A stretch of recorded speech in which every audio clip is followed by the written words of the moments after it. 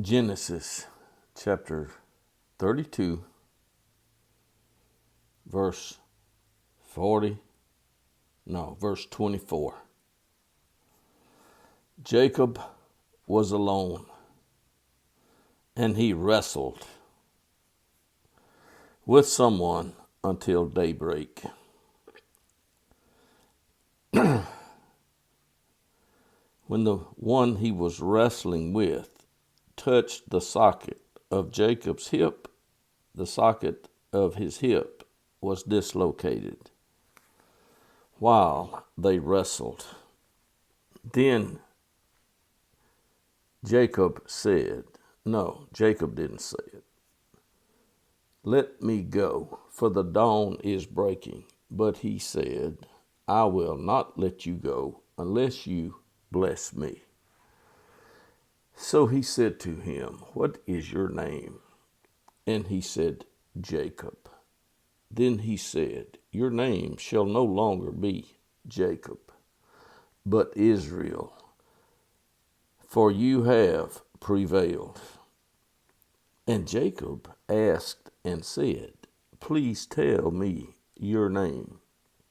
But he replied, "Why is it that you ask my name?" And he blessed him there. So Jacob named the place Peniel. "I have seen God face to face, yet my life spared." Now the sun rose upon him just as he crossed over Peniel, and he was limping on his hip. Did you understand what I just read? Therefore, to this day, the sons of Israel do not eat the tendon of the hip, which is on the socket of the hip, because God had touched Jacob's hip and dislocated it. That's what God did. Now, I'm going to chapter 33. Then Jacob looked, and behold, Esau was coming, and 400 men with him. He divided the children among Leah and Rachel and the 2 slave women. He put the slave women and their children in front, and Leah and her children next, and Rachel and Joseph last. He passed on ahead of them and bowed down to the ground 7 times until he came to his brother Esau. Then Esau ran to meet him and embraced him and fell on him and kissed him, and they wept. That's talking about Esau, looked and saw the women and the children and said, "Who are these with you?"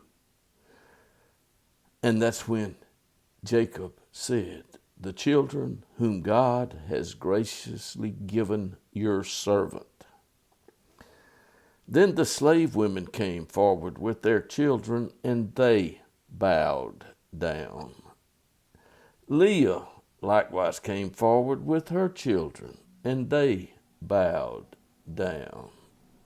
And afterward Joseph came forward with Rachel, and they bowed down.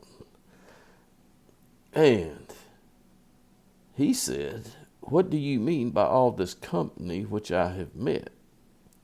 And he said, "To find favor in the sight of my Lord." But Esau said, "I have plenty, my brother.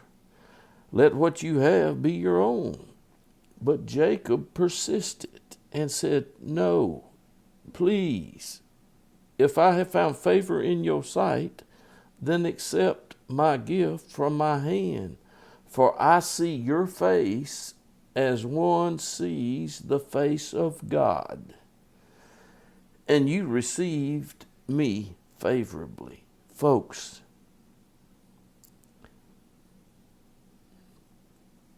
Listen to this.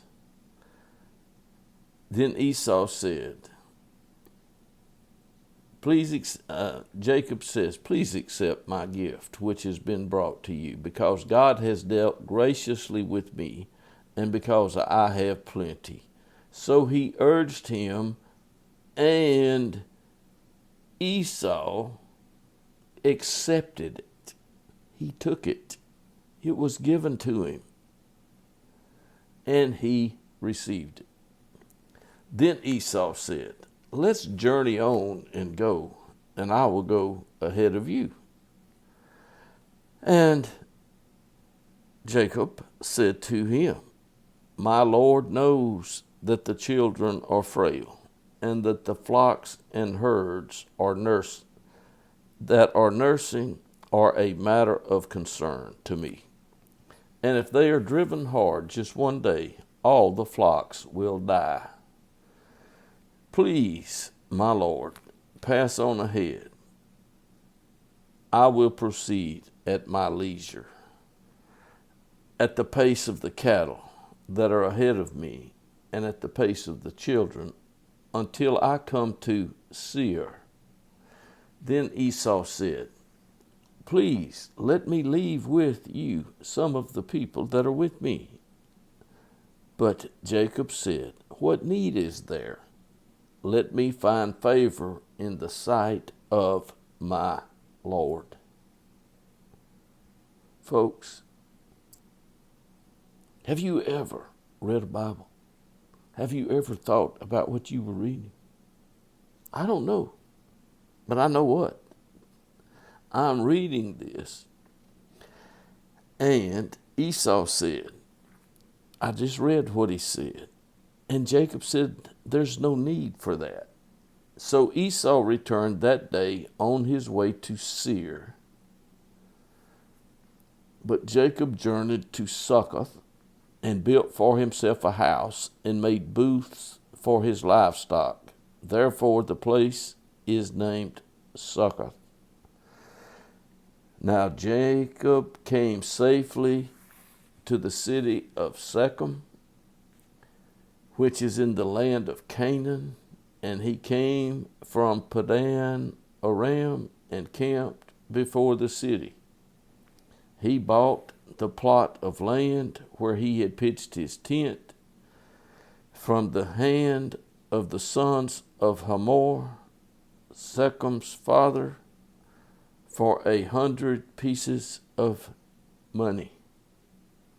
And he erected an altar and called it El Elohe Israel.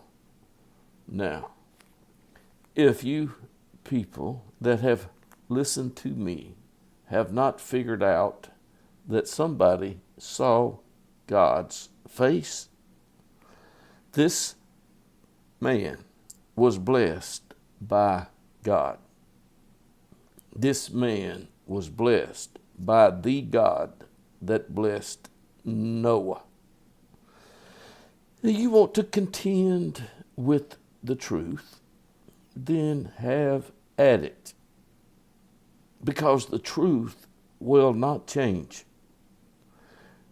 Your words are your words, just like Jacob's words were his. And the words you've heard in these, 9 minutes are mine. Do not be deceived. You should believe that there will be a resurrection of the dead and a judgment. And it won't be determined by have you said something to Jesus. That's not going to determine it. So talking to Jesus won't help you. It won't. You need to talk to who Jesus talked to. Okay? That's enough for this now.